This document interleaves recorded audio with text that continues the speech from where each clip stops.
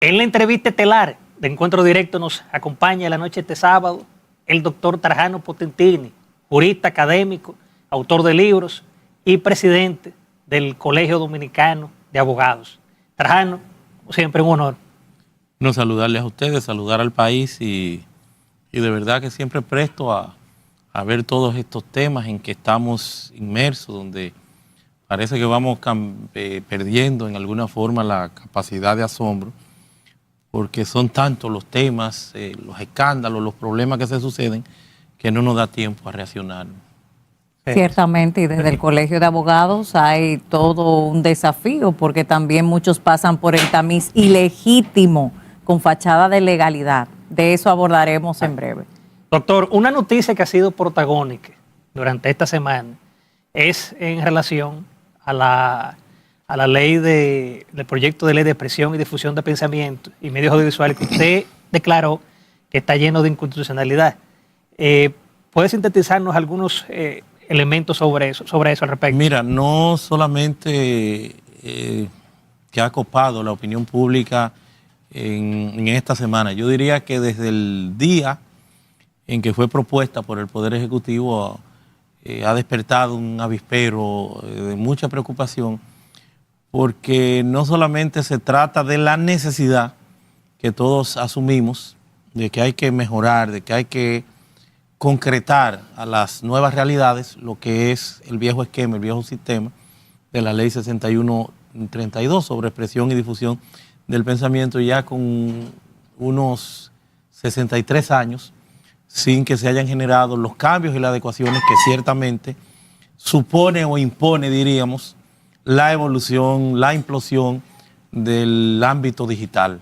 Ahora más aún potencializado con la inteligencia artificial, que parecería que no ha llevado al futuro, pero no estamos en el futuro. Ese futuro que nosotros creemos de la inteligencia artificial se traduce en una realidad que se constituye en el presente.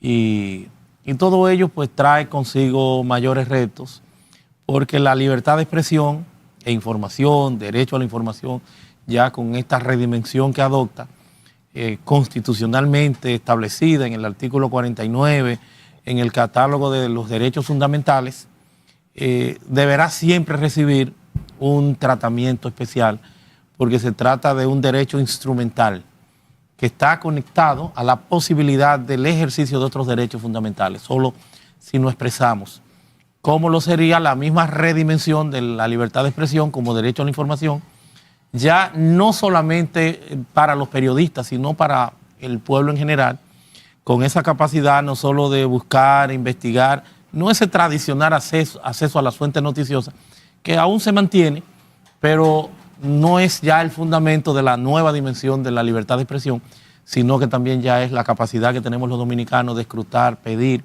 a través del acceso a la información pública.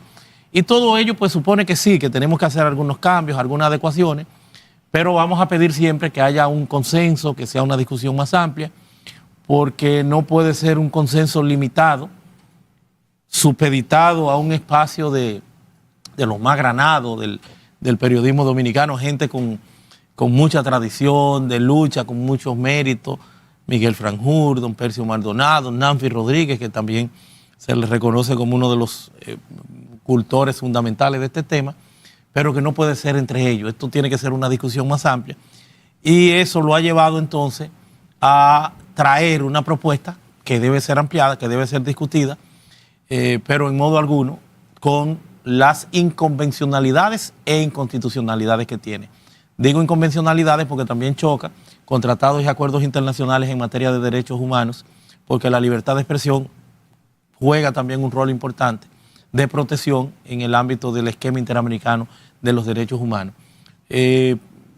Básicamente la desproporción planteada en esta ley, porque tiene muchos aspectos positivos, viene en razón del denominado INACON, Instituto Nacional de las Comunicaciones, que le da capacidades que desbordan las posibilidades de incluso un órgano constitucional, y menos este, que por ley le da una capacidad reglamentaria extraordinaria para, dicen, desarrollar, en este caso reglamentar o regular, pero no debe ser regular, sino reglamentar, porque se trata de un derecho humano, más que todo, más que reglamentar lo que estaríamos hablando de desarrollar. Entonces, el INACOM tiene la capacidad, por eso digo desproporcionada, en función de facultades administrativas, de imponer sanciones de 30 a 200 salarios mínimos. Estamos hablando de una multa de más de 4 millones de pesos. Pero además de cerrar un medio hasta por 90 días, sin que se debata, sin que se verifique, sin que intervenga, sin que participe un juez, que es el tutelador de cualquier derecho. Porque en ese sentido, como un ámbito, un aspecto que ni siquiera ha sido debatido, su eventual legalidad o ilegalidad, tú vas en función de eso a imponer un cierre de un programa. Ustedes lo cierran por un mes, 3 meses, y cuando vuelven ya en esta nueva dinámica, ni siquiera el algoritmo lo reconocen para que puedan verse, desaparecen. El asunto es que ahí también hay una desproporción en los mecanismos que usted muy bien detalla, pero también la discriminación exclusiva con respecto a los medios digitales, porque aquí se hace una división entre los medios radiales y televisivos y los digitales, aplicando reglas distintas, porque de hecho, de acuerdo a lo que se plantea en este proyecto de ley, el INACOM requerirá a los medios digitales sus algoritmos.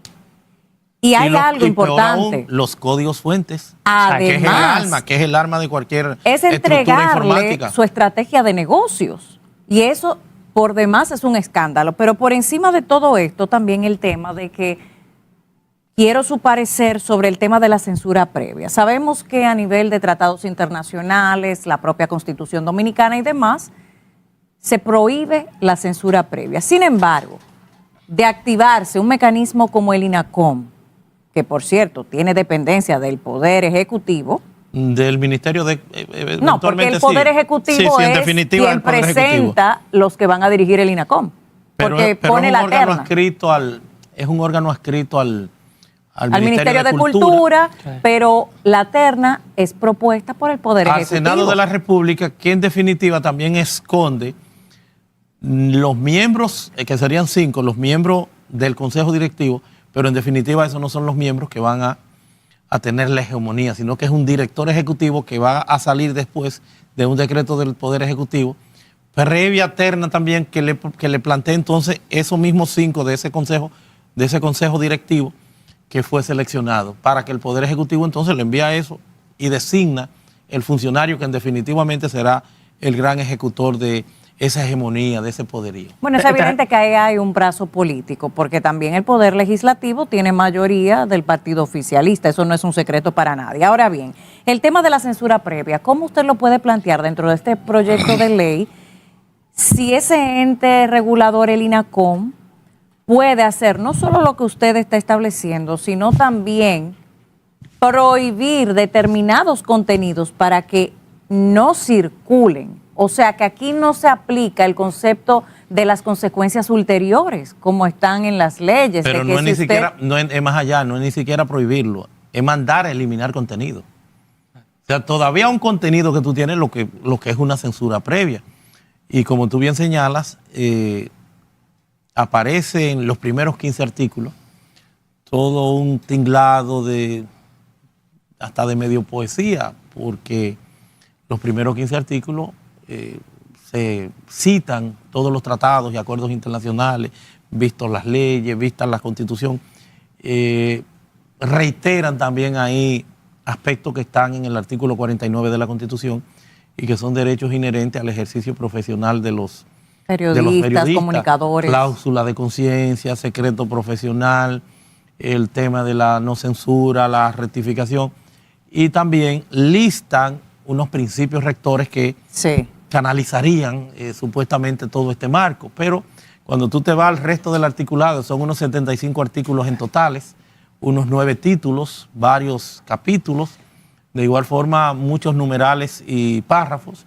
Tú te vas a encontrar en el resto de ese contenido, después de esos 15 artículos, que están desvirtuados, están descontextualizados de ese contenido que primariamente se vende como la panacea a la solución de una nueva ley aspiramos nosotros para desarrollar este derecho que hoy se llama Derecho a la Información, Libertad de Expresión e Información, que debe tener siempre unos criterios, unos parámetros en función del derecho constitucional, como lo sería mantener su eje, el centro, su núcleo esencial, ¿verdad? Los criterios que el mismo envuelva, que el mismo exponga.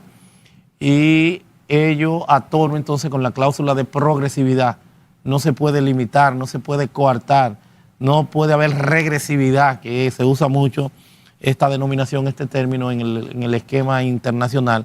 Entonces, con sujeción, con arreglo a todo esto, es que debería hacerse esta propuesta, que tiene muchas debilidades. Una de las debilidades también, y que podemos decir nosotros que rompe con la desproporción y que deja mucha preocupación, son los términos de conceptos abiertos, ambiguos, vagos, subjetivos, discrecionales. Porque tú me dices en el contexto de esa ley, sin que se haya tasado, sin que se haya dibujado lo que es los parámetros de violencia desmesurada. O sea, ¿qué es la violencia desmesurada? Es que habrá violencia mesurada, habrán grados de violencia. O sea, no tenemos cuáles son los parámetros. Y eso a la dignidad y al honor. Bueno, es que nos remite a campo subjetivo y las leyes tienen que ser objetivas. Así es. Trajano, en el telematutino 11, el abogado Nanfi Rodríguez como que había señalado que él quería como proponer la eliminación del capítulo 4 sobre plataformas y de Internet. ¿Tu posición al respecto? Sencillo. Una ley es un cuerpo sistémico, armónico, entrelazado, unos y los otros conceptos. Tú no puedes al cuerpo cortarle la cabeza y creer que ese cuerpo va a seguir funcionando. Eso no es manejable, amén de que es un imperativo, es una necesidad, el que consideremos adecuar a las nuevas realidades, a los nuevos tiempos, todo el entorno digital. Por eso, si vamos a hablar de INACON, que es de los puntos que tienen que reconfigurarse, tendríamos que decir, o tendríamos que proponer nosotros desde aquí, que eso debe pasarse, esas funciones, esas facultades, en un entorno integral, ya lo que sería el Indotel. El Indotel, aunque también es de factura estatal, pero por lo menos tiene ya una tradición, tiene una normativa consolidada, tiene un trabajo en el orden institucional que perfectamente pudiera darse. Entonces no es viable que tú vayas a coger, porque no se trata de que son dos partes y de que tú puedes segmentar, sacar una, no. Hay una parte dispositiva, inicial, base, que esté entrelazada con el resto del contenido de la ley. Entonces es un absurdo que se esté planteando de que se puede dejar fuera lo digital, que se puede desvincular. Es una idea que parece que tienen los comisionados por el tema del periodismo tradicional, que hay que entender que ya no hay periodismo tradicional, que esos mismos pilares de la comunicación, de tradición, como el Listín Diario, la prensa tradicional, el Nacional, Diario Libre, tienen que ir haciendo el tránsito, tienen que ir haciendo el crossover, el cambio al entorno digital, que en definitiva son de los que tienen más seguidores. Tienen que propiciar, salirse de lo que ha sido esa tradición y propiciar entonces ese cambio de paradigma. Tienen que adentrarse en esa nueva realidad, tienen que emigrar a esa nueva orientación, tienen que tener una mística, una filosofía que no sea la tradicional, para que no haya esta desvinculación, para que no estemos trazando, tirando una raya de pizarro de que unos son digitales y los otros no. Yo veía a personas que dicen, bueno, que los medios digitales, que son letrinas, una serie de epítetos en contra, que es lamentable que esa sea la percepción. Que hay que tener regulación, claro que sí, pero una regulación que no rompan, incluso en desconocimiento de muchas realidades, hasta convencionales, de compromiso del país, que no rompan el esquema posible, natural, que tenemos en función de la competencia, de la territorialidad. Porque tú estás pretendiendo con esa ley, y eso pudiera traer un problema hasta geopolítico. Seriamente. Tú estás considerando a Netflix, a X, a Facebook, a Instagram, a WhatsApp, a YouTube, a Google, o sea, un sinnúmero de plataformas que porque se persigue una censura indirecta, en realidad. Vamos a una pausa, Trajano, y en breve volvemos con la entrevista estelar de Encuentro Directo.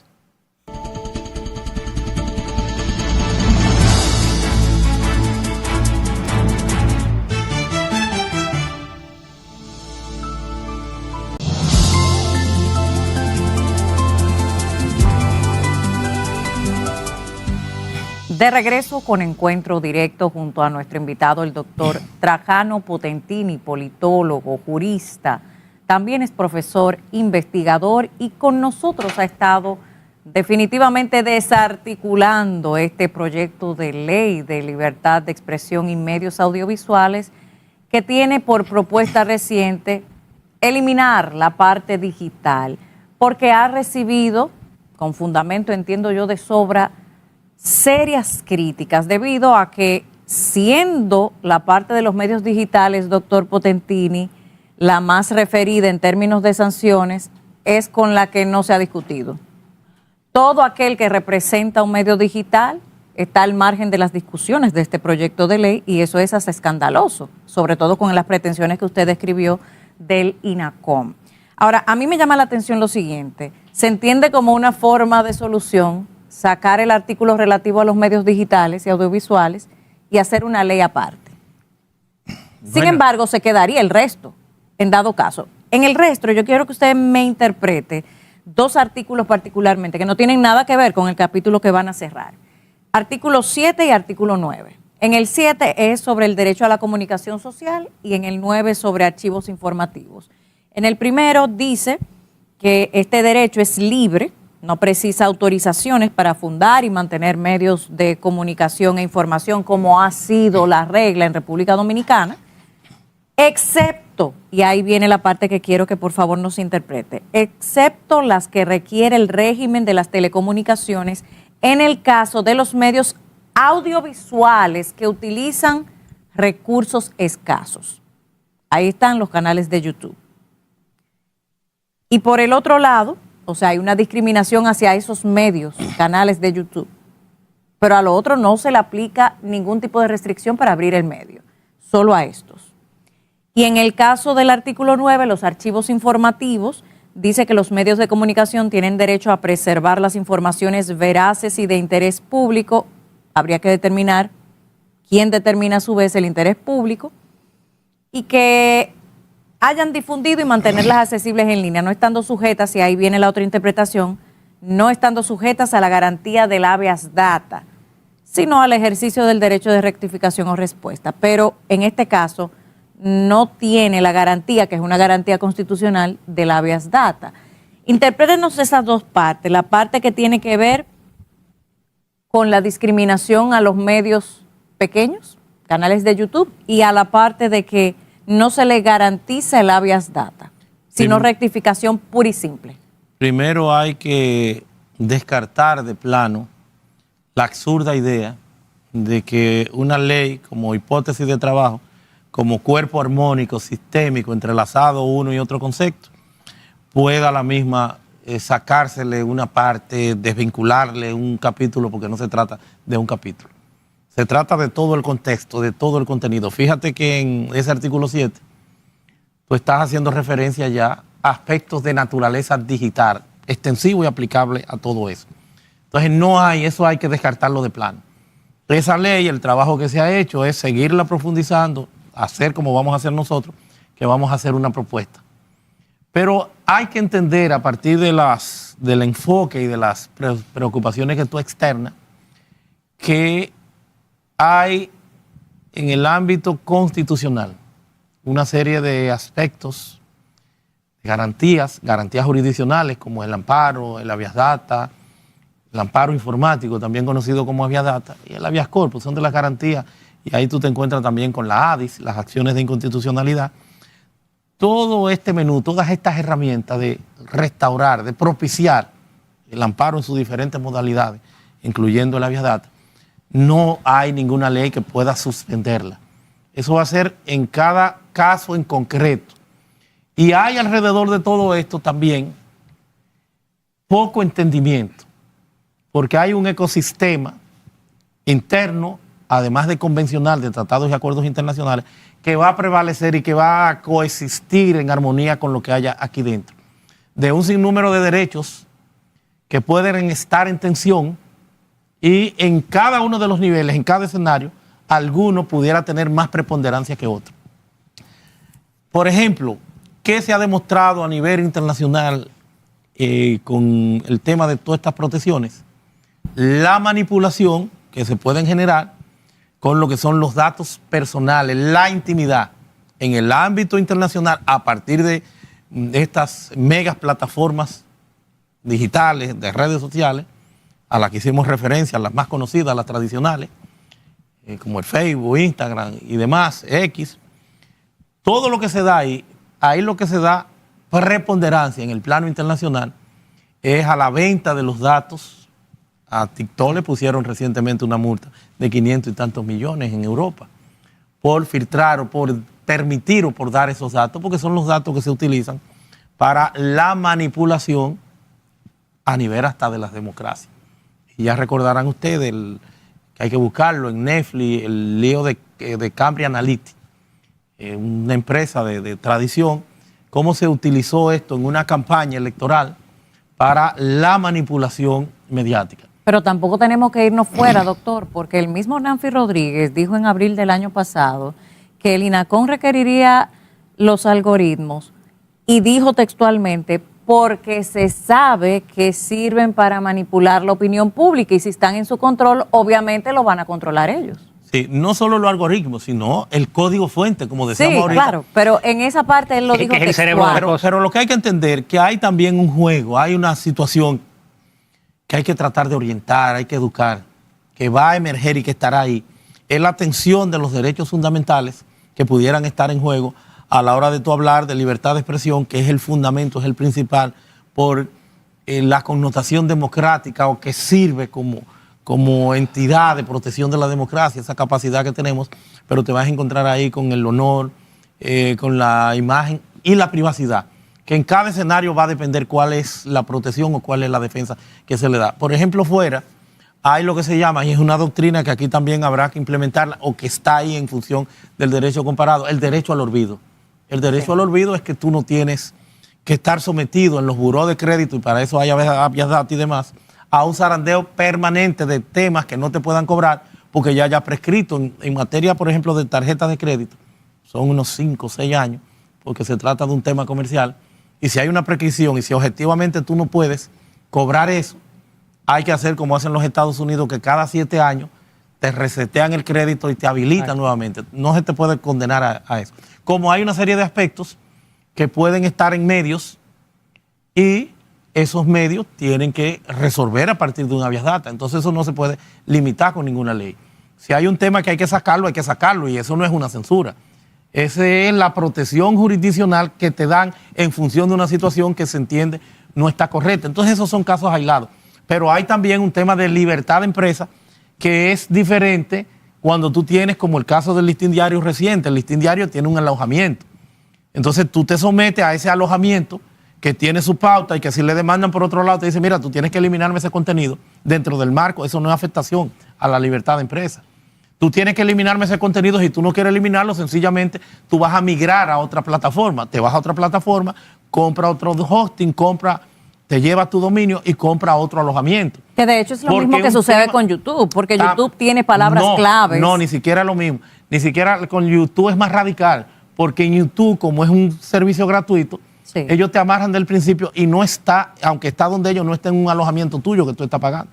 YouTube te da 2 días y te elimina y te saca la cuenta. Pero ese es el punto, hay una regulación. Pero hay un tema de libertad de empresa. Sí. Si usted no quiere, usted tiene un restaurante, a este programa, ¿quién viene? Esto es un programa de ustedes, el que ustedes invitan, el que ustedes quieren. Eso pasa en un restaurante. Claro. Tú vas a un restaurante y si se reservan el derecho por la vestimenta, eso no es un tema de discriminación, es un tema de libertad de empresa. Los parámetros, las reglas que yo tengo son estas. Usted no cumple con este contenido, bueno, ¿qué usted hace como usuario? Se va a otro restaurante, porque esa es la democracia.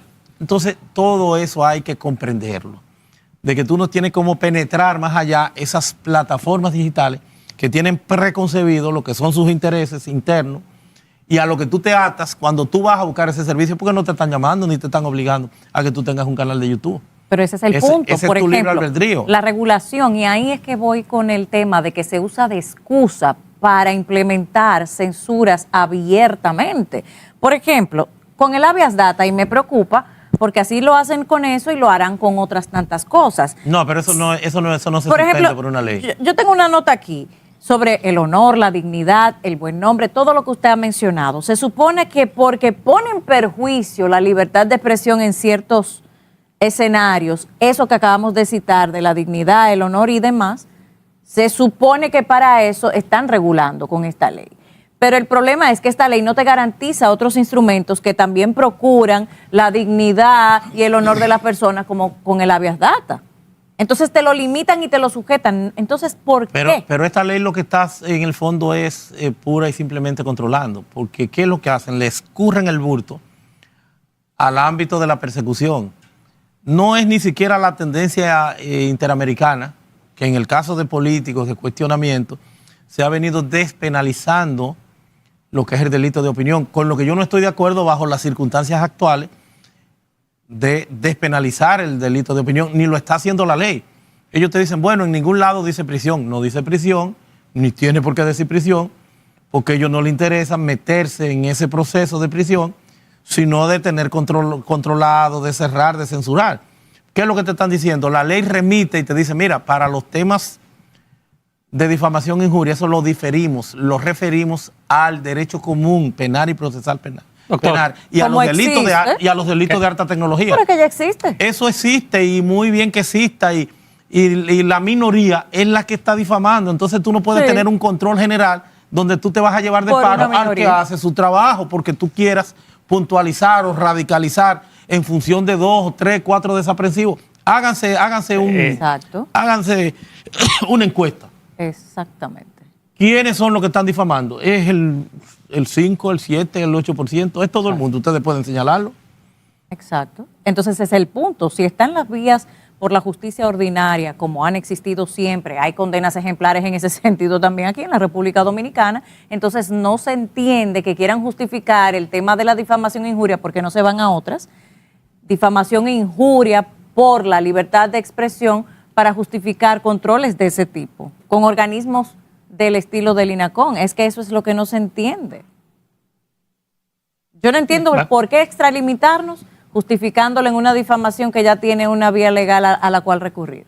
Por eso nosotros como Colegio de Abogados, lo que hacemos votos, lo que estamos pidiendo es un esquema participativo, abierto, amplio, donde se propicie un real consenso de que se entienda de que este no es un tema de los periodistas. Ciertamente el periodismo es el que tiene la mayor responsabilidad, porque es el que usa los canales de difusión masivo y ahora, ¿por qué no también las redes sociales?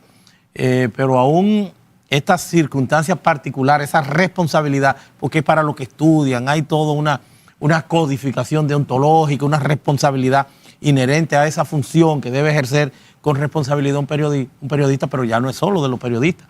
Ya tú tienes que configurar un esquema ya de más participación, de más apertura, de más democracia, no solamente la sociedad de prensa, los representantes, los periódicos tradicionales y 2 o 3 ONG. No, tiene que ser una cobertura y el de periodismo, el Colegio de Periodismo. Por eso lo están defendiendo, porque tal vez desde su óptica, sin la parte digital, para ellos sí está bien, pero no es para ellos. Una ley tiene que tener la amplitud y la dimensión que le acuerda el artículo 49 y en su redimensión de derecho a la información.